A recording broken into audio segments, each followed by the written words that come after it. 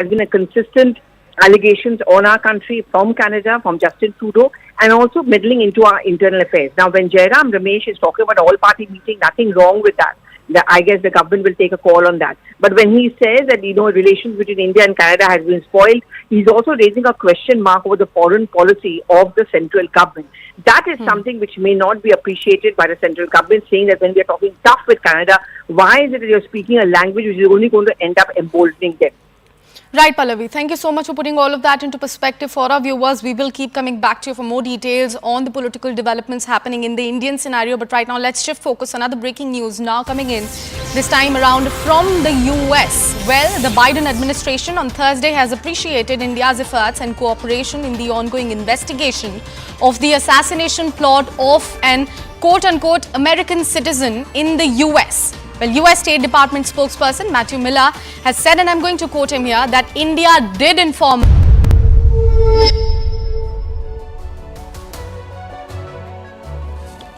Hello, Namaskar. This is First Post and you're watching Vantage with me, Palki Sharma.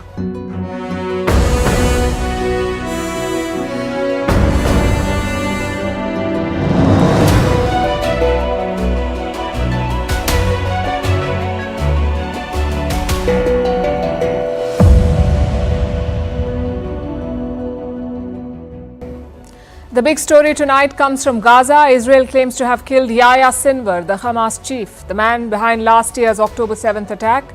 Israel says he's been killed, but will this end their operation in Gaza? Highly unlikely. Meanwhile, the Americans have given a deadly warning to Iran by using their more sophisticated stealth bombers to target Tehran's proxy, the Houthi group of Yemen. Over in Canada, Justin Trudeau has exposed himself. After all the hue and cry over concrete evidence, he says Canada gave no proof to India. His government is targeting the Indian media in the meantime. We'll bring you the details of their foreign ministry report. Also tell you how Canada designates terror groups, why Sikhs for Justice qualifies under their law to be called a terrorist group, but Trudeau's politics protects them. Will this diplomatic war hurt Canada's pension funds? We'll explain why we asked this. Did S. Jaishankar discuss India-Pakistan cricket ties at the SCO summit with his Pakistani counterpart? How the US election has turned into a battle of Fox interviews? Why tech giants are going nuclear? And what's the obsession with plasma as the ultra-rich try to reverse their rage? All this and more coming up. The headlines first.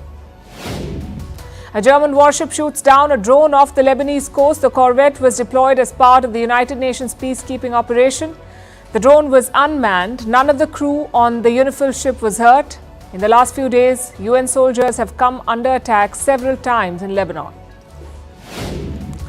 Iran's top diplomat is on a rare visit to Egypt. He is the first Iranian foreign minister to visit Cairo since 2013. The minister met Egyptian President Abdel Fattah al-Sisi. Both leaders warned against the expansion of the regional conflict and called for intensifying efforts towards ceasefires in Gaza and Lebanon. Security forces in Mozambique opened fire to disperse hundreds of protesters. They were supporters of an opposition candidate who claims to have won the 9th October election. The protest began after the ruling party was declared the winner in an opposition stronghold. The nationwide official results are due on the 24th of October. Russian MPs back a ban on propaganda advocating for childless lifestyles.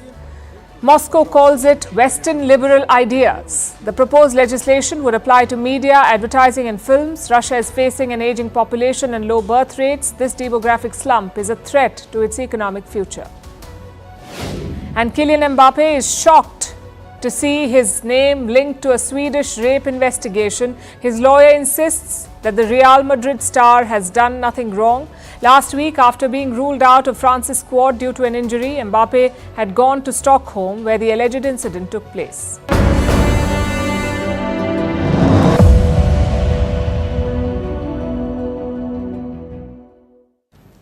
Our lead story tonight is from West Asia, where Israel has achieved a major victory. They have killed their top target, Hamas chief Yahya Sinwar.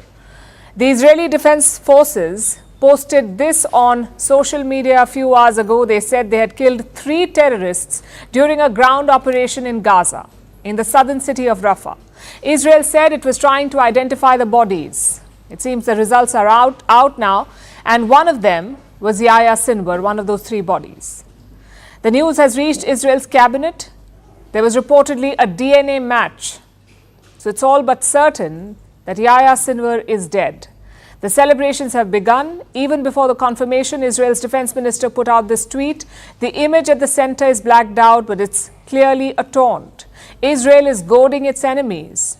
If you consider everything that has happened, it's really no wonder that Yoav Gallant and the rest are celebrating. Yahya Sinwar was the architect of the October 7th attack. He planned last year's assault. So he was enemy number 1 for Israel. If they've really managed to kill him, we can expect more Israeli celebrations. As we wait for the confirmation from other sources, let's take a closer look at Israel's greatest foe. If the entire world won't move, take action and stop it, Israel. This will be the cause for the eruption of major religious war in the region and threatens a status of unrest and chaos in the Middle East and the entire world.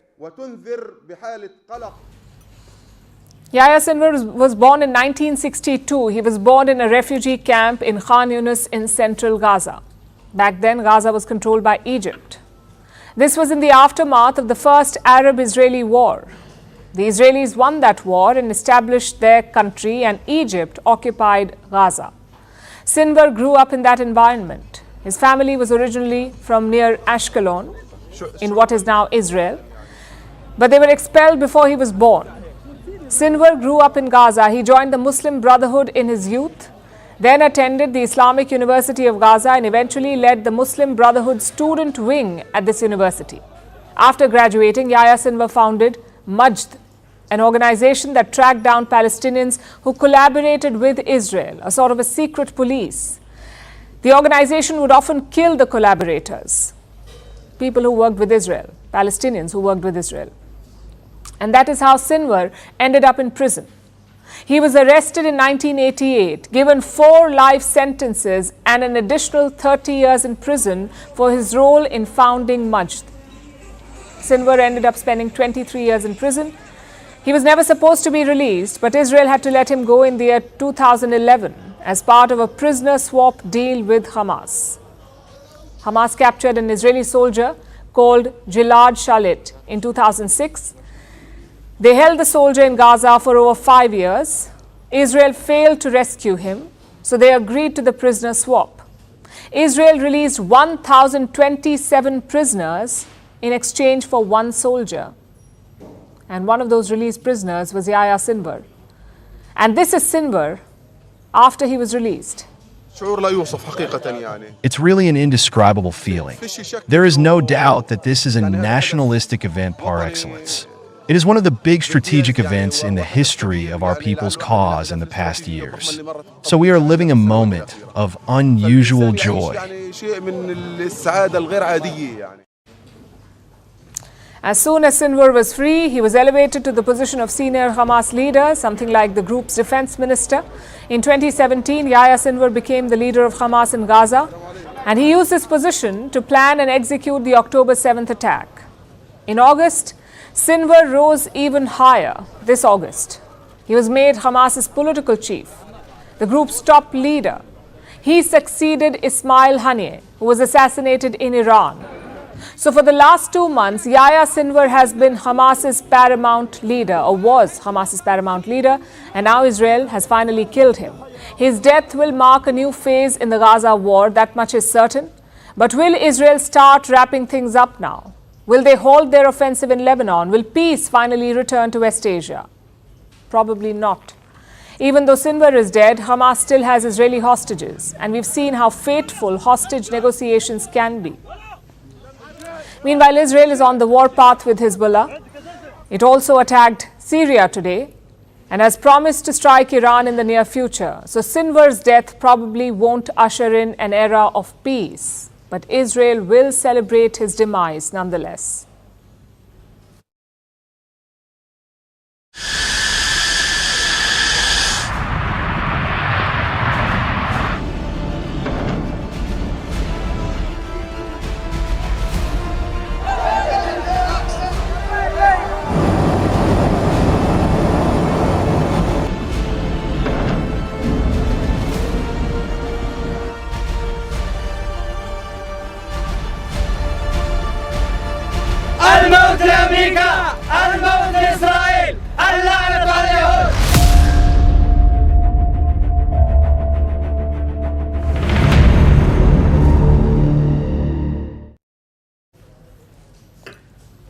So Yahya Sinwar is dead, Israel is celebrating, but that's not all that's happening in West Asia. You also have the United States. They're stepping up their actions in the region and they have taken aim at one of Israel's enemies, the Houthi rebel group in Yemen.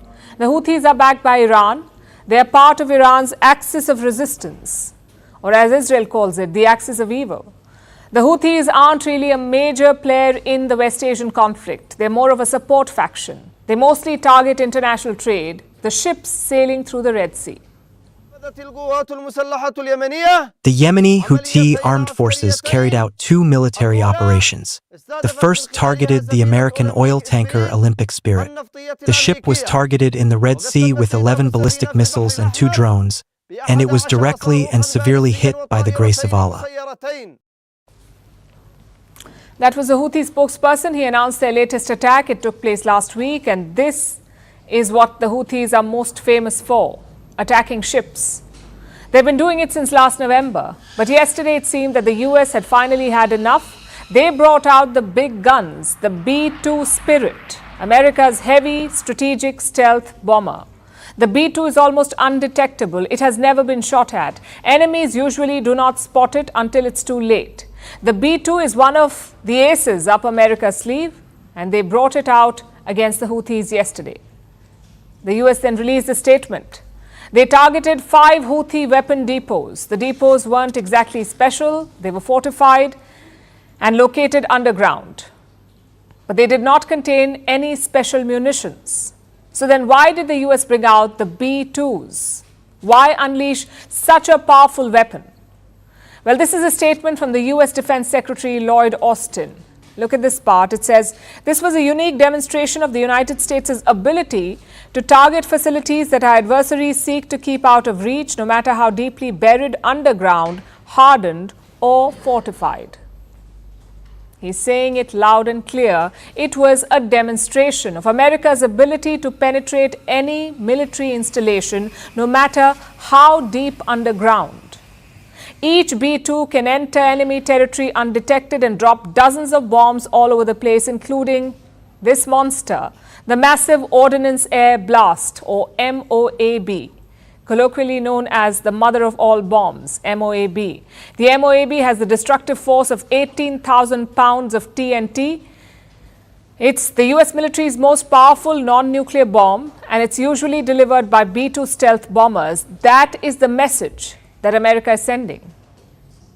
This demonstration was not really for the Houthis, it was for their backers, the Iranians. Iran has been quite vocal lately. It fired about 200 missiles at Israel on the 1st of October, and after that, it has kept threatening the Israelis, warning them to not launch a retaliatory attack. I am warning Israel and Israeli officials that the true promise, too, was only a warning. It was the smallest scale of action that we could carry out with the smallest portion of our power. Learn your lesson. We say it now, and you are aware that when we say it, we take action. Be careful not to make a mistake again. If you do, and target us in any way, whether in the region or in Iran, we will strike you in a painful manner again.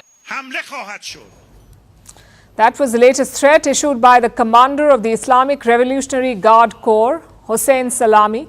Every Iranian official has been repeating the same line. They keep warning Israel to not attack. But Israel is planning an attack anyway. The US has been trying to get Israel to tone down its response. Israel has agreed to only target military sites of Iran, instead of going after Iran's nuclear or oil facilities. This is probably the best deal that Joe Biden is going to get from Netanyahu. So the next step is stopping a retaliation from Iran.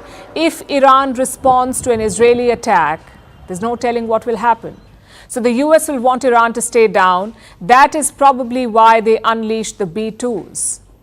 It is the ultimate intimidation tactic.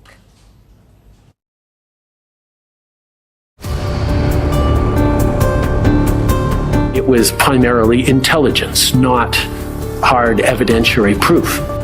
India was itself hosting G20. We had the opportunity of making it a very uncomfortable summit for India. The Indian government made a horrific mistake.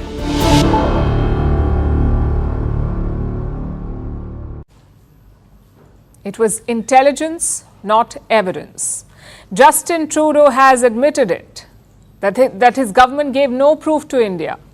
And with this statement, he stands exposed. Trudeau destroyed India's relationship with Canada without having any evidence. We have it from the horse's mouth. Listen to this again. And at that point, it was primarily intelligence, not hard evidentiary proof. So we said, well, let's work together and look into your security services, and maybe we can get that done.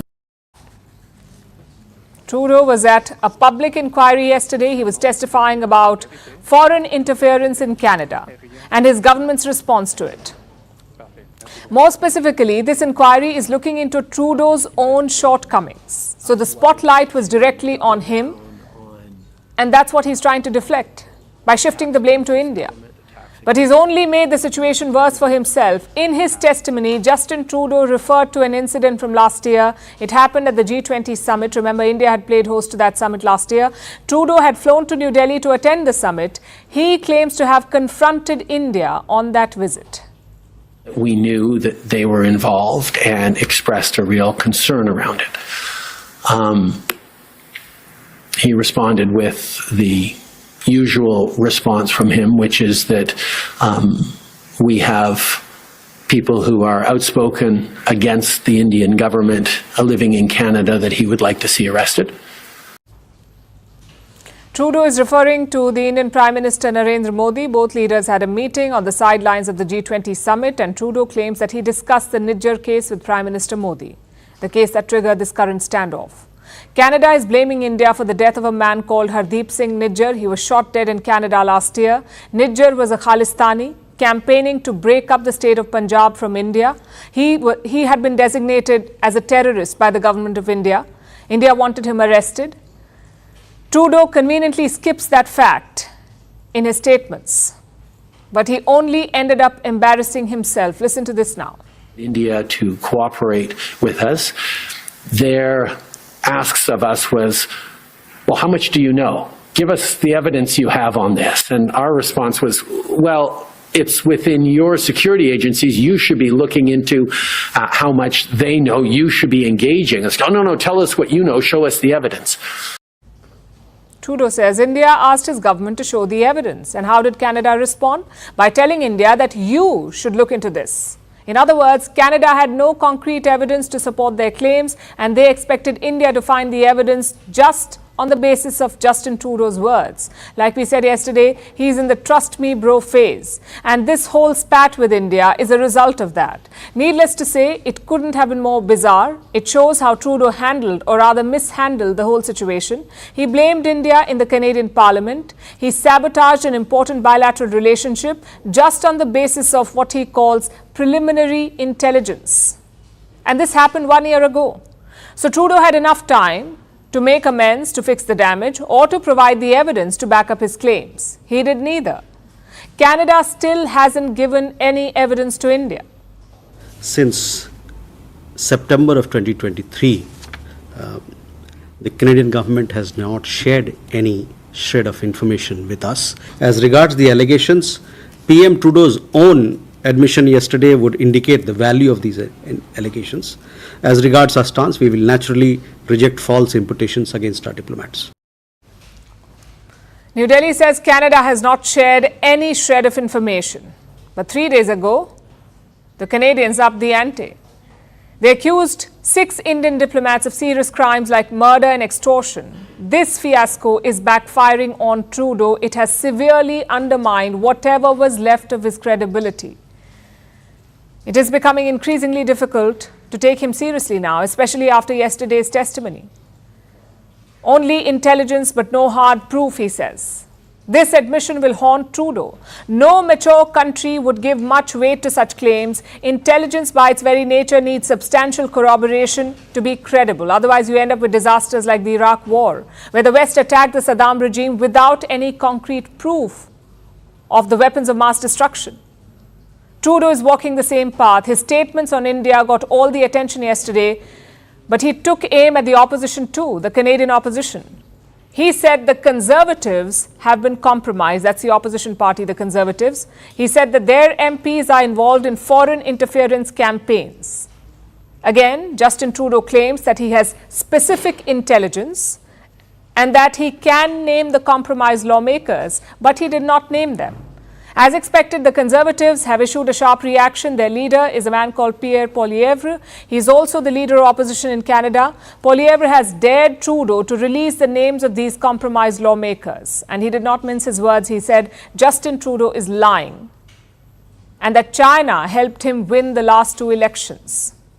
In fact, Trudeau was grilled on that too, on Chinese interference, Chinese meddling. Unlike India, there is plenty of evidence to suggest that China is meddling in Canada, that it meddled in the Canadian elections to help Trudeau win. They even caught a compromised lawmaker last year. His name is Hang Dong. Dong lobbied a Chinese diplomat to keep two Canadians inside a jail in Canada. So it is quite a serious affair with hard proof. But what did Trudeau have to say about Chinese meddling? Precious little. He was asked specifically about the activities of Chinese diplomats in Canada, and he tried to downplay the concerns. He said, and I'm quoting, "It is fairly obvious and a part of what diplomats do in all countries in all parts of the world." So it seems Trudeau doesn't see an issue with Chinese meddling, even when there is proof. But do the people of his country agree? Last year, a poll was conducted. It revealed that the majority of Canadians viewed China as a threat, but they held a favourable opinion of India. Justin Trudeau is bent on ruining that. He blames India and offers no proof. He blames the opposition and offers no proof. But he shields China where there is ample proof. The people of Canada should ask why.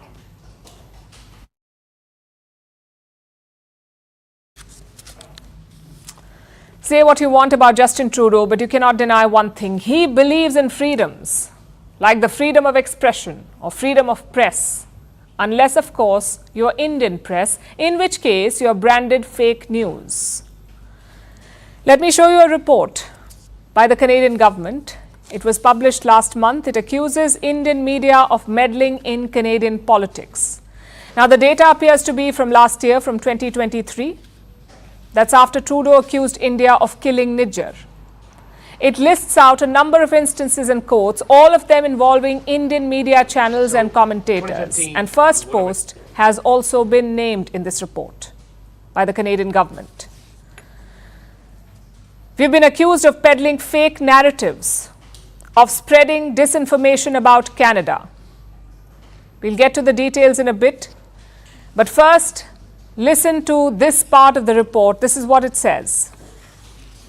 Some Indian outlets have more than 10 million YouTube subscribers. Canada's low subscriber numbers in comparison suggest a distinct advantage for Indian media. Is that a compliment or a complaint? Canada says Indian media outlets have more followers. As a result, we have an advantage. Well, congratulations, I guess. You have figured out maths and technology. But let's take a closer look at these so-called narratives. Apparently, Indian coverage portrayed Canadian diplomats in an unsavory light. Well, how unfortunate for them. God forbid someone threatens diplomats or shoots bullets at their posters or calls them terrorists. Does any of this sound familiar to you? This is exactly what happened to Indian diplomats in Canada. Trudeau did not seem to mind that, but he opposes unsavory depictions of his own diplomats. Let's move to complaint number 2. Indian media showed Niger as an unsavory individual. Well, first of all, someone get these guys a thesaurus. And secondly, unsavory is charitable. We have called him a terrorist and a separatist. So get your facts right. In fact, let me quote further from that report. These narratives seek to portray Niger as an individual who led a double life and discredit his role as a community leader in Surrey. A double life. Now, why would someone get that idea? Is it because Niger went to Canada on a fake passport? Or because his asylum bid was rejected? Or because Interpol issued a notice against him? Or because of the dozens of cases here in India against him? Maybe all of them. Which community leader has such a rap sheet? I'm hoping no one. Which brings us to the third complaint. Targeting of new Democrat leader Jagmeet Singh. Let me quote again. Many Indian media posts claim Jagmeet Singh is pro-Khalistani and is culpable of terrorism himself. These narratives present Singh as the reason for Prime Minister Trudeau's ruination. Again, just to be clear, we are not claiming Jagmeet Singh is a Khalistani. He is a Khalistani. I know Trudeau doesn't trust Indian media, so here's a Canadian report from 2018. It says Jagmeet Singh attended Khalistani rallies where violence against India was celebrated. That same year, he gave an interview. Jagmeet Singh was asked whether he supported Khalistan referendums. Listen to his answer. As a leader of a federal party in Canada, it's not up to me, nor should I provide any input on whether people advocate for it or not. That is a decision by the people who are impacted. Canada does not recognize these votes, nor does the government of India, but Jagmeet Singh refuses to take that position. He says it's not up to him. In another interview, he was asked about the Kanishk bombing of 1985, specifically about the mastermind, Talvinder Singh Parmar, but Jagmeet Singh refused to condemn him. He did make a U-turn many years later, but it tells you what he stood for. And now to the fourth complaint. Indian media says Trudeau invented this incident to score political points, basically vote bank politics. Fine, you don't listen to us. Listen to a former advisor of Justin Trudeau. By taking goodwill measures, it would have at least been possible to keep talking and find workable policy solutions. The only problem was, Mr. Trudeau did not want to lose the Sikh vote to Jagmeet Singh, so he dug in our heels. This was published in the Globe and Mail. Last we checked, it's a Canadian newspaper. Are they also spreading fake narratives? If so, why aren't they on this list? The fact is, Justin Trudeau is shooting the messenger. Maybe some random influencers are pushing fake narratives, but the overwhelming perception is not wrong. Trudeau and his government allowed Khalistani radicals to flourish, and Hardeep Singh Nijjar was one of them. You can name-call the Indian media all you want to, but it does not change the facts. Also, just some advice for your staff. Maybe stop counting our views and subscribers on YouTube. Instead, try finding that promised evidence. That is, of course, if it even exists.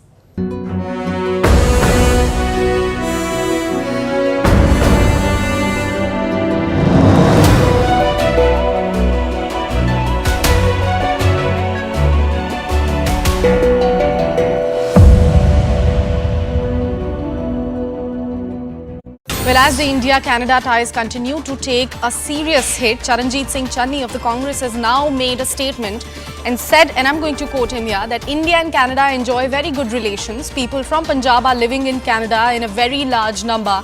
We enjoy good people-to-people ties also, so we should not spoil the relationship with Canada.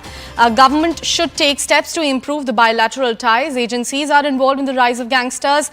In fact, he has touched upon the murder of Sidhu Moosewala and has went on to say that the murder of Sidhu Moosewala was completely political. We'll bring you more details with regards to the word and suggestion coming in from Indian National Congress and former Chief Minister of the state, Charanjit Singh Channi. But at this point of time, he has made some serious statements. He has said that India and Canada do enjoy very good relations, and a large number of people, the Indian community, do reside in Canada, specifically from Punjab. So we should go on and solve the issue at first, because we enjoy good people-to-people ties with Canada. We should not spoil the relationship going on with the Canada. Our government should also take steps to improve the bilateral ties between the two nations. In fact, he has said that agencies are involved in the rise of gangsters, and the murder of Sidhu Moosewala is completely political. Let's listen into what exactly, Congress's member Charanjit Singh Channi. ਸਾਡਾ 9 ਮਾਸ ਦਾ ਰਿਸ਼ਤਾ ਬਣ ਗਿਆ ਹੈ Canada ਦੇ ਨਾਲ। ਸਾਡਾ ਹਰ ਦੂਸਰਾ ਚੌਥਾ ਘਰ ਸਾਡਾ ਕੋਈ ਨਾ ਕੋਈ ਮੁੰਡਾ ਕੁੜੀ ਕੋਈ ਨਾ ਕੋਈ ਉੱਥੇ ਬੈਠਾ ਹੈ। ਸਾਡੇ ਰਿਸ਼ਤੇ ਉੱਥੇ ਹੈ, ਸਾਡਾ ਪਿਆਰ ਉੱਥੇ ਹੈ ਹਰ ਤਰ੍ਹਾਂ ਦਾ। ਸੋ ਅਸੀਂ ਕਿਸੇ ਤਰ੍ਹਾਂ ਵੀ ਕੈਨੇਡਾ ਦੇ ਨਾਲ ਰਿਲੇਸ਼ਨ ਹੈ ਜਿਹੜੇ ਉਹ ਖਰਾਬ ਨਹੀਂ ਕਰਨਾ ਚਾਹੁੰਦੇ। ਸਾਡੀ ਸਰਕਾਰ ਨੂੰ ਚਾਹੀਦਾ ਕਿ ਇਹ ਰਿਸ਼ਤਿਆਂ ਨੂੰ ਸੁਧਾਰੇ। ਸਾਨੂੰ ਤਾਂ ਰੋਜ਼ ਦੀ ਲੋੜ ਹੈ ਹੁਣ ਕੈਨੇਡਾ ਦੇ ਵਿੱਚ, ਕਿਉਂਕਿ ਸਾਡੇ ਪ੍ਰਵਾਸ ਕਰਕੇ ਬਹੁਤ ਜ਼ਿਆਦਾ ਲੋਕ ਜਿਹੜੇ ਪੰਜਾਬੀ ਹੈ ਉੱਥੇ ਬਚ ਚੁੱਕੇ ਹੈ। ਇੱਕ ਗੈਂਗਸਟਰ ਦੇ ਕਾਰਨ ਹੀ ਸਾਰਾ ਕੁਝ ਹੋ ਰਿਹਾ ਹੈ। ਉਸ ਨੂੰ ਕਿਸ ਤਰ੍ਹਾਂ ਦੇਖਦੇ ਹੋ ਤੁਸੀਂ? ਗੈਂਗਸਟਰ ਫਿਰ ਪੈਦਾ ਕੌਣ ਕਰਦਾ ਹੈ? ਇਹ ਨਾ ਪੈਦਾ ਕਰਨ। ਇਹ ਤਾਂ ਹੁਣ ਕਹਿੰਦੇ ਵੀ ਬਿੱਲੀ ਥੈਲੇ ਤੋਂ ਬਾਹਰ ਆ ਰਹੀ ਹੈ। ਇਹ ਗੱਲ ਬਿਲਕੁਲ ਕਲੀਅਰ ਹੁੰਦੀ ਜਾ ਰਹੀ ਹੈ ਕਿ ਇਹਦੇ ਵਿੱਚ ਏਜੰਸੀਆਂ ਦਾ ਇਨਵੋਲਵਮੈਂਟ ਹੈ। ਇੱਥੇ ਤੱਕ ਕਿ ਮੈਂ ਪਹਿਲਾਂ ਵੀ ਕਿਹਾ ਸੀ ਕਿ ਮੂਸੇਵਾਲ ਦਾ ਕਤਲ ਹੈ ਜਿਹੜਾ ਉਹ ਰਾਜਨੀਤਿਕ ਹੈ। ਇਹ ਗੱਲ ਤੁਹਾਨੂੰ ਥੋੜੇ ਦਿਨਾਂ 'ਚ ਹੋਰ ਅੱਗੇ ਆ ਕੇ ਸਮਝ ਆ। CNN News 18 senior editor Pallavi Ghosh is joining us on the phone line. Pallavi, a very good morning to you. This is a very serious statement that Charanjit Singh Channi has made. First of all, he has also said that, Sidhu Moosewala's murder was extremely political, and you will get to know about it later in the days to come, of course. And he has spoken about how maximum number of Punjabi people are residing there in Canada, so Indian government should solve the issue at first. Well, he's of course speaking from his constituency of Punjab. I mean, he's of course a member of parliament from there, and he's been chief minister of the state. See, not just lots of Sikhs who are settled in Canada, likewise a lot of money comes into Punjab by way of earnings of Indians who have settled down in Canada. If you go through Punjab, you will notice actually almost every third to fourth house has one person who's an NRI settled in Canada. So the contribution of the earnings of the state also comes in from a large number of Sikhs settled in Canada, and that is the reason why he's voicing this concern that if India-Canada relations and trade ties and employment gets further derailed, it's going to start hurting the people of Punjab, and especially those young people who may have settled in Canada to make their earning. And that's the stand which he has taken, very much in sync with that of the Congress party largely, but this is precisely the point which is likely to stoke a lot of controversy. India has taken a tough stand against Canada, saying that they are needlessly blaming India and also meddling in our internal affairs. When a member of parliament stands up and says that we need to improve relationships with Canada, it of course throws up a lot of contradictions. It also throws up a lot of controversy, where the BJP is certainly going to ask this question, is that where are your loyalties lying? Is it with India or is it with Canada? And since you have spoken about contradiction, Pallavi, please stay on with us. We have another statement coming in, this time around from Jairam Ramesh of Congress. He has also made a statement. He posted on his social media profile X, and I'm going to quote a couple of lines from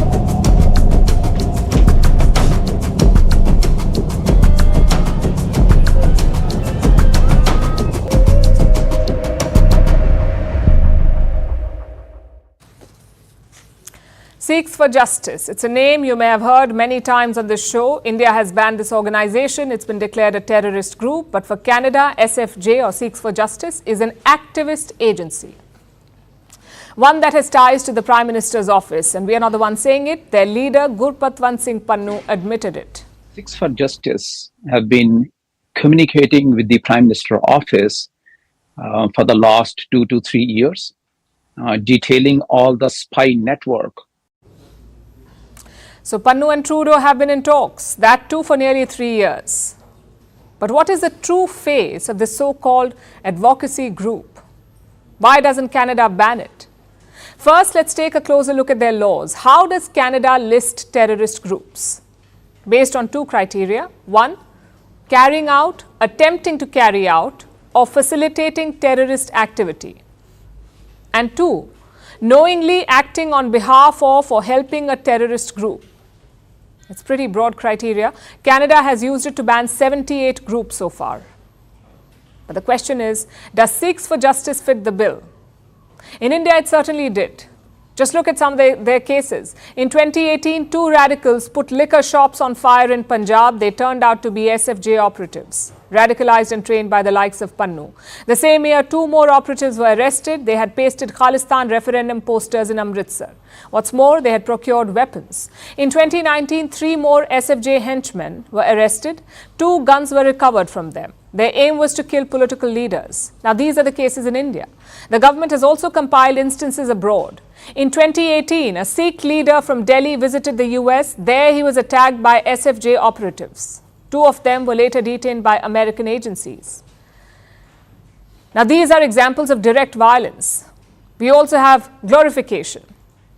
Take a look at this SFJ poster from 2019. It promoted the so-called Khalistan referendum. And who do you see in that picture? Talvinder Singh Parmar, the mastermind of the 1985 Air India bombing, the worst terror attack on Canadian soil, the worst in Canadian history. Look at how SFJ describes the man who plotted it as Shaheed or martyr. Even the SFJ campaign headquarters was named after Parmar. Does this sound like an advocacy group to you? Or does it sound like a terrorist group? The fact is, violence is a big part of SFJ's campaigns. They have openly threatened Canadian lawmakers, that too of Trudeau's own party. One of them is Chandra Arya.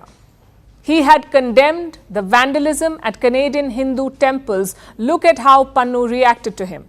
The likes of Arya and his supporters, you have no place in Canada because you are working against the Canadian values. You are working against the Charter of Rights and you are promoting the interest of your masters, India. You all must abandon your citizenship and move back to your motherland, India. Imagine the audacity. He's asking an elected Canadian lawmaker to leave the country to go back to India, yet Justin Trudeau does nothing. Instead of cracking down, he stays in contact with Pannu. This is the same Trudeau who talks about protecting ordinary citizens of Canada. But he can't defend his MP. Now we get the logistical issue here. Pannu is based in the United States. So is most of the SFJ leadership and volunteers. So why should Canada ban it?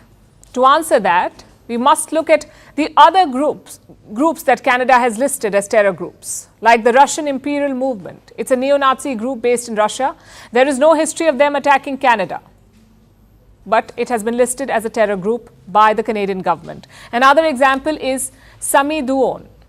It's a Palestinian group. Their main goal is to release jailed Palestinians from Israel, but Canada says these prisoners are linked to terrorists. That's the official reason, but the ban came a week after this group organized Gaza protests in Canada. Their supporters burned the Canadian flag, so Trudeau decided to ban them.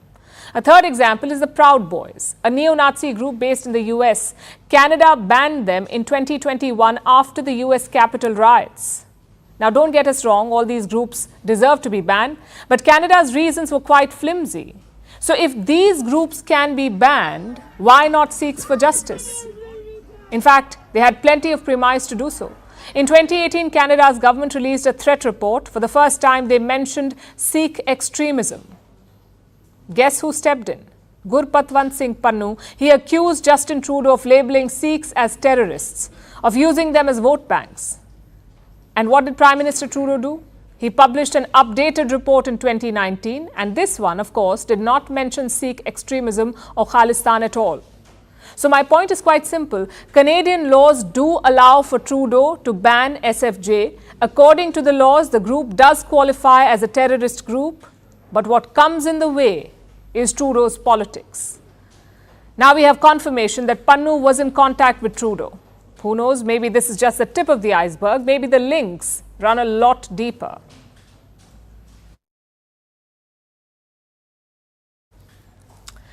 So India's relationship with Canada has hit rock bottom. The standoff may be diplomatic, but it will have wider consequences. I'll give you an example. Leading Canadian pension funds have invested in India. They have holdings worth billions of dollars in the Indian stock market. Will these funds have to pull out their money?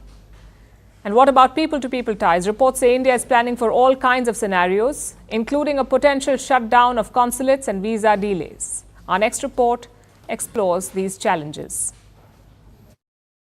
India and Justin Trudeau are on a warpath. The Canadian Prime Minister insists he wasn't trying to pick a fight.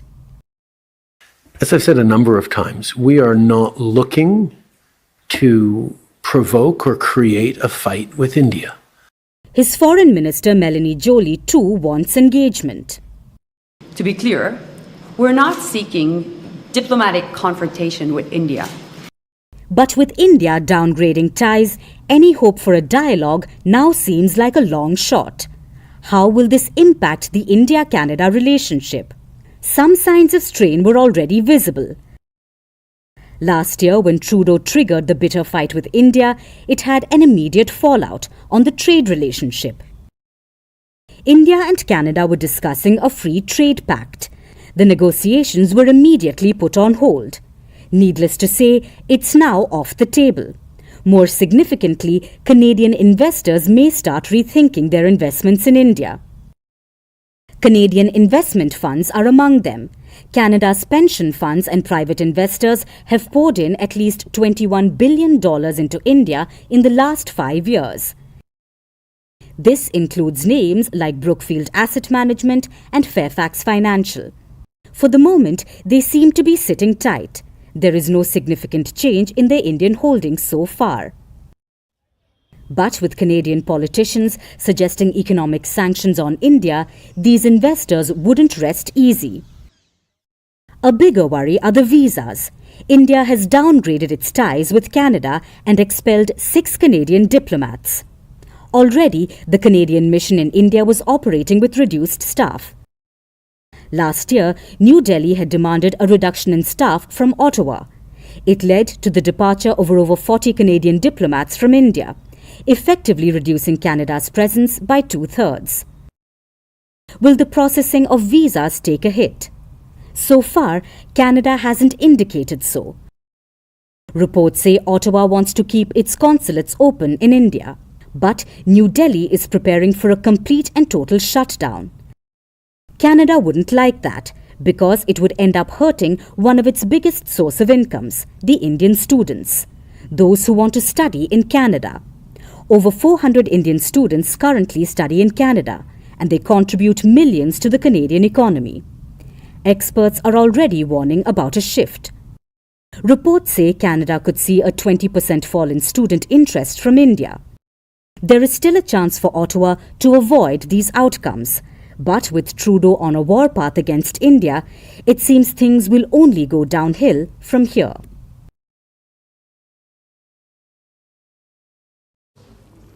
We told you about the SCO summit yesterday. The meetings are done and dusted. The leaders are back home. But one picture from the summit is now going viral. Let me pull it up for you. It's a picture of India's External Affairs Minister S. Jaishankar. Sitting beside him is Ishaq Dar, Pakistan's foreign minister. Both leaders were together during lunch. They seem to enjoy each other's company as well. So naturally, questions are being asked. Some Indian media reports fueled the speculation. They claimed that there was a brief interaction around 5 or 7 minutes long. They also said that Pakistan's cricket chief joined Jaishankar and Dar, apparently with a suggestion to use cricket to break the ice between India and Pakistan. Now, the timing is perfect. Pakistan is hosting the Champions Trophy next year, but India has not committed to going. So, Islamabad would love for cricketing ties to resume. Just one problem, though. India says none of this happened. Only pleasantries were exchanged. You would have seen the only bilateral meeting that our External Affairs Minister had was with Mongolia. Other than that, there were some pleasantries which were exchanged on the sidelines of the meeting, especially during lunch and dinner. Whether any conversation regarding cricket happened or not, I would say nothing of that sort happened. Pakistani media tells a different story. They say the whole thing was choreographed. Why? So that Jaishankar and Ishaq Dar could be seated together at lunch, so they could talk informally. But frankly, it's not a question of logistics. It's a question of political will. Do India and Pakistan want a reset? Well, Islamabad certainly does. Former Prime Minister Nawaz Sharif has been quite vocal about it. He says India and Pakistan have wasted 75 years fighting. Another 75 years should not be wasted. So Pakistan, he says, is game, which is why they did not raise their favorite issue, that of Kashmir. Just think back to 2023. India was hosting the SCO foreign ministers meet in 2023. Bilawal Bhutto Zardari was the Pakistani foreign minister then, and he had come to India. And while here, he talked about Kashmir. He blamed India for removing Article 370, the law that gave Kashmir special status. Of course, New Delhi hit back. Jaishankar called Bhutto the spokesperson of terrorism.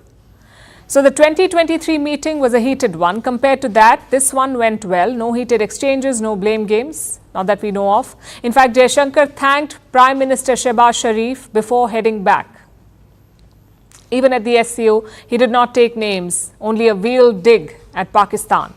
So the temperature was clearly lower this time. But will that translate to gains? Well, that depends on India. You see, New Delhi is well placed right now, both financially and politically. Gone are the days when Pakistan would dominate India's policy. Today, the focus is elsewhere, on China, on Europe, and recently Canada. So we gain nothing by investing in a reset. But Pakistan's case is different. Their economy is stalled, Chinese investments are slowing down, and they're running out of foreign exchange. So Islamabad would like a reset, which puts the focus on India's Pakistan policy. Will India play ball? The official policy is that terror and talks cannot go hand in hand, meaning Pakistan must stop backing terrorism first, only then will ties improve. That is India's stated position. Minister Jaishankar was asked about this in August. He said India's policy is not passive, that India will react to positive developments.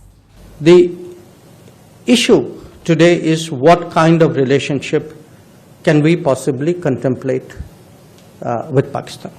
What I do want to say is we are not passive, and whether events take a positive or a negative direction, either way we will react to it.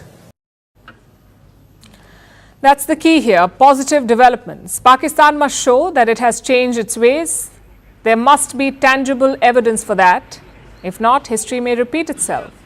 Think back to all the resets that we've had with the Pakistanis. The latest one was last decade. Prime Minister Modi invited Nawaz Sharif to his swearing-in ceremony. He flew to Lahore and surprised him on his birthday. And what did India get in return? More terrorist attacks, more betrayals. So India's policy must be unwavering. It's easy for Nawaz Sharif to demand a reset, to ask India to forget the past, but the past has never stopped India from moving on. It is the future that worries India. A future where Pakistan keeps supporting terrorism. Unless that changes, the ties will not improve.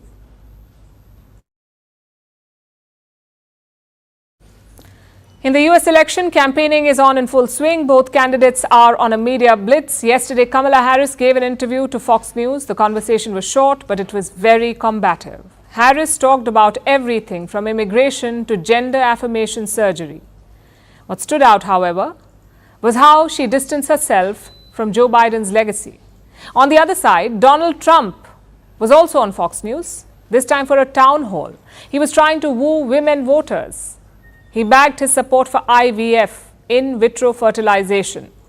But he did it in a Trumpian fashion by calling himself the father of IVF. Our next report brings you all the details.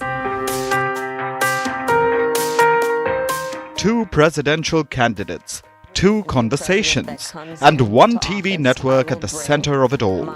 Looks like Fox News is the favorite this election season. There's less than 3 weeks to go for the polls, and both Kamala Harris and Donald Trump are on Fox, making their final pitches to the voters. Yesterday, Kamala Harris sat down with Fox News anchor Bret Baier. The conversation wasn't very long, just around 25 minutes. It was her first interview with the network since she became the Democratic presidential nominee, and it was combative. The first bill, practically within hours of taking the oath, was a bill to fix our immigration system. Yes, ma'am. It was called the U.S. Citizenship Act of 2021. Exactly. It was essentially a pathway to citizenship for the... Yes, ma'am. May I finish responding, please? But you have to let me finish, You had the White House and the House and the Senate, and they didn't bring up that bill. I'm in the middle of responding to the point you're raising, and I'd like to finish. Yes, ma'am. So there was a lot of back and forth, but the interview had three main takeaways. The first is immigration. It's a key issue in this presidential election. Kamala Harris was asked about her stance and her many flip-flops. I do not believe in decriminalizing border crossings, and I've not done that as vice president. I will not do that as president.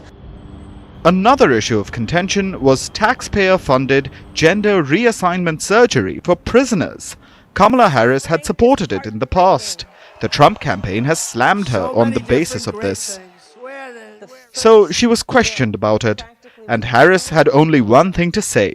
She said she would follow the law, but stressed that it was the same law that even Trump followed. In fact, the federal law has been in effect since February 2018. Which brings us to the third issue, Harris's predecessor, Joe Biden.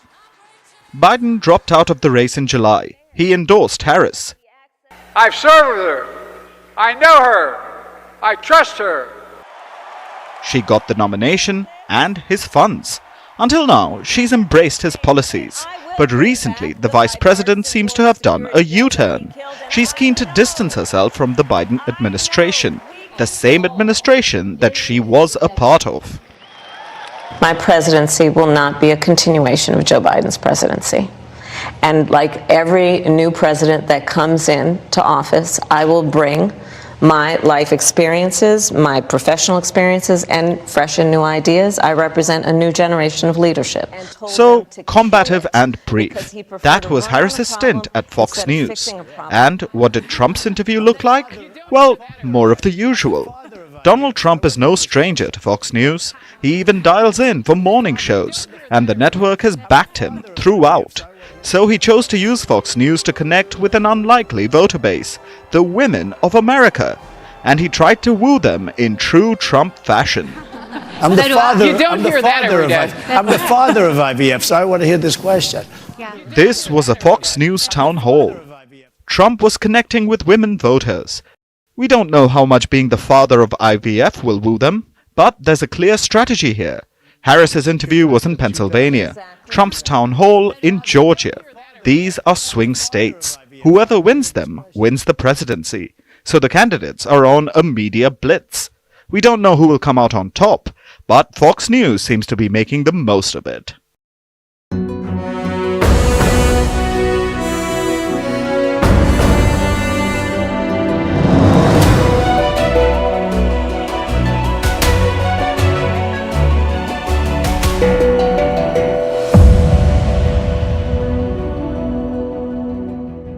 Well, as the India-Canada ties continue to take a serious hit, Charanjit Singh Channi of the Congress has now made a statement and said, and I'm going to quote him here, that India and Canada enjoy very good relations. People from Punjab are living in Canada in a very large number. We enjoy good people-to-people ties also, so we should not spoil the relationship with Canada. Government should take steps to improve the bilateral ties. Agencies are involved in the rise of gangsters. In fact, he has touched upon the murder of Sidhu Moosewala and has went on to say that the murder of Sidhu Moosewala was completely political. We'll bring you more details with regards to the word and suggestion coming in from Indian National Congress and former Chief Minister of the state, Charanjit Singh Channi. But at this point of time, he has made some serious statements. He has said that India and Canada do enjoy very good relations, and a large number of people, the Indian community, do reside in Canada, specifically from Punjab. So we should go on and solve the issue at first, because we enjoy good people-to-people ties with Canada. We should not spoil the relationship going on with the Canada. Our government should also take steps to improve the bilateral ties between the two nations. In fact, he has said that agencies are involved in the rise of gangsters, and the murder of Sidhu Moosewala is completely political. Let's listen into what exactly, Congress's member Charanjit Singh ਸਾਡਾ 9 ਮਾਸ ਦਾ ਰਿਸ਼ਤਾ ਬਣ ਗਿਆ ਹੈ Canada ਦੇ ਨਾਲ। ਸਾਡਾ ਹਰ ਦੂਸਰਾ ਚੌਥਾ ਘਰ ਸਾਡਾ ਕੋਈ ਨਾ ਕੋਈ ਮੁੰਡਾ ਕੁੜੀ ਕੋਈ ਨਾ ਕੋਈ ਉੱਥੇ ਬੈਠਾ ਹੈ। ਸਾਡੇ ਰਿਸ਼ਤੇ ਉੱਥੇ ਹੈ, ਸਾਡਾ ਪਿਆਰ ਉੱਥੇ ਹੈ ਹਰ ਤਰ੍ਹਾਂ ਦਾ। ਸੋ ਅਸੀਂ ਕਿਸੇ ਤਰ੍ਹਾਂ ਵੀ ਕੈਨੇਡਾ ਦੇ ਨਾਲ ਰਿਲੇਸ਼ਨ ਹੈ ਜਿਹੜੇ ਉਹ ਖਰਾਬ ਨਹੀਂ ਕਰਨਾ ਚਾਹੁੰਦੇ। ਸਾਡੀ ਸਰਕਾਰ ਨੂੰ ਚਾਹੀਦਾ ਕਿ ਇਹ ਰਿਸ਼ਤਿਆਂ ਨੂੰ ਸੁਧਾਰੇ। ਸਾਨੂੰ ਤਾਂ ਰੋਜ਼ ਦੀ ਲੋੜ ਹੈ ਹੁਣ ਕੈਨੇਡਾ ਦੇ ਵਿੱਚ, ਕਿਉਂਕਿ ਸਾਡੇ ਪ੍ਰਵਾਸ ਕਰਕੇ ਬਹੁਤ ਜ਼ਿਆਦਾ ਲੋਕ ਜਿਹੜੇ ਪੰਜਾਬੀ ਹੈ ਉੱਥੇ ਬਚ ਚੁੱਕੇ ਹੈ। ਇੱਕ ਗੈਂਗਸਟਰ ਦੇ ਕਾਰਨ ਇਹ ਸਾਰਾ ਕੁਝ ਹੋ ਰਿਹਾ ਹੈ, ਉਸ ਨੂੰ ਕਿਸ ਤਰ੍ਹਾਂ ਦੇਖਦੇ ਹੋ ਤੁਸੀਂ? ਗੈਂਗਸਟਰ ਫਿਰ ਪੈਦਾ ਕੌਣ ਕਰਦਾ ਹੈ? ਇਹ ਨਾ ਪੈਦਾ ਕਰਨ। ਇਹ ਤਾਂ ਹੁਣ ਕਹਿੰਦੇ ਵੀ ਬਿੱਲੀ ਥੈਲੇ ਤੋਂ ਬਾਹਰ ਆ ਰਹੀ ਹੈ। ਇਹ ਗੱਲ ਬਿਲਕੁਲ ਕਲੀਅਰ ਹੁੰਦੀ ਜਾ ਰਹੀ ਹੈ ਕਿ ਇਹਦੇ ਵਿੱਚ ਏਜੰਸੀਆਂ ਦਾ ਇਨਵੋਲਵਮੈਂਟ ਹੈ। ਇੱਥੇ ਤੱਕ ਕਿ ਮੈਂ ਪਹਿਲਾਂ ਵੀ ਕਿਹਾ ਸੀ ਕਿ ਮੂਸੇਵਾਲ ਦਾ ਕਤਲ ਹੈ ਜਿਹੜਾ ਉਹ ਰਾਜਨੀਤਿਕ ਹੈ। ਇਹ ਗੱਲ ਤੁਹਾਨੂੰ ਥੋੜੇ ਦਿਨਾਂ 'ਚ ਹੋਰ ਅੱਗੇ ਆ ਕੇ ਸਮਝ ਆ। CNN News 18 senior editor Pallavi Ghosh is joining us on the phone line. Pallavi, a very good morning to you. This is a very serious statement that Charanjit Singh Channi has made. First of all, he has also said that, Sidhu Moosewala's murder was extremely political, and you will get to know about it later in the days to come, of course. And he has spoken about how maximum number of Punjabi people are residing there in Canada, so Indian government should solve the issue at first. Well, he's of course speaking from his constituency of Punjab. I mean, he's of course a member of parliament from there, and he's been chief minister of the state. See, not just lots of Sikhs who are settled in Canada, likewise a lot of money comes into Punjab by way of earnings of Indians who have settled down in Canada. If you go through Punjab, you will notice actually almost every third to fourth house has one person who's an NRI settled in Canada.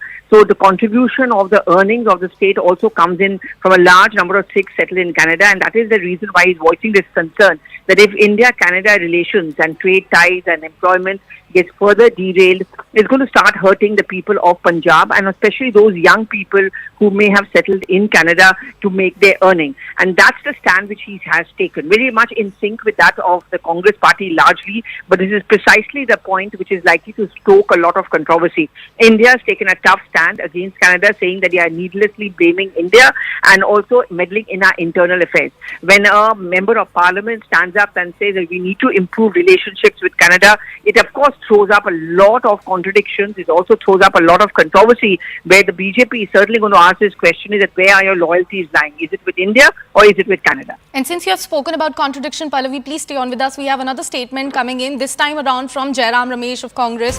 He has also made a statement. He posted on his social media profile X, and I'm going to quote a couple of lines from that tweet here, that the Indian National Congress has already asked the Prime Minister to take the leaders of opposition in both the houses of Parliament and other political leaders into confidence on the serious charges levelled against the government of India by the USA and Canada. Allegations made by Canada are tarnishing India's global reputation and damaging brand India.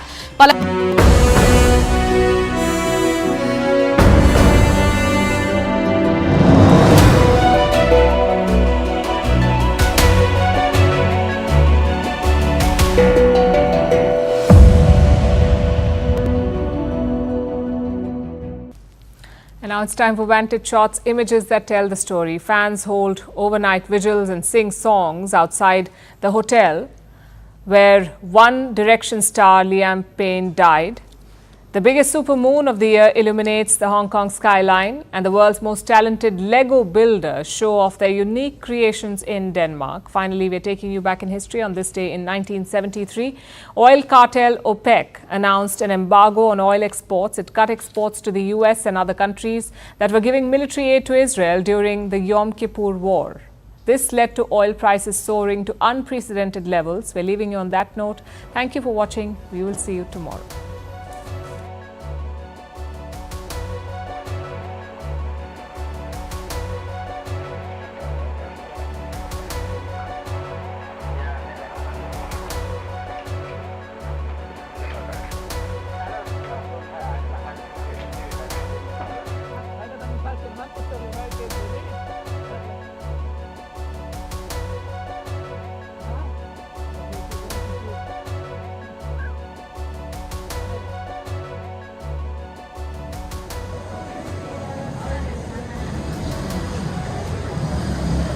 Count the stars.